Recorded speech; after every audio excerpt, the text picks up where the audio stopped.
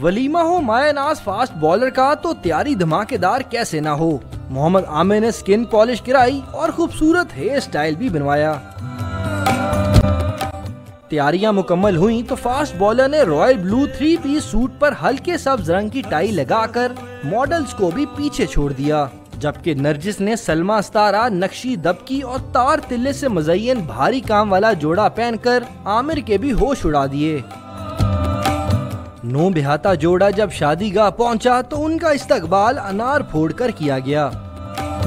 बारात में तो सिर्फ करीबी रिश्तेदारों को मदऊ किया गया था, लेकिन दावत वलीमा में क्रिकेटर्स के अलावा अहम शख्सियात की शिरकत ने तकरीब को 4 चांद लगा दिए।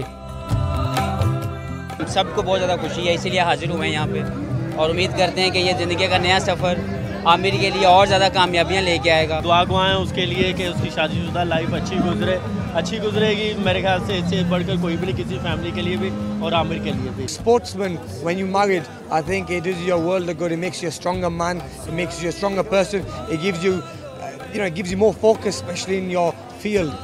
दावत वलीमा में आने वाले मेहमानों की mutton korma, chicken biryani, Russian salad और कुल्फे से तवाज़ो की गई, जिसके बाद मोहम्मद आमिर अपनी दुल्हनिया के हमरा घर रवाना हो गए।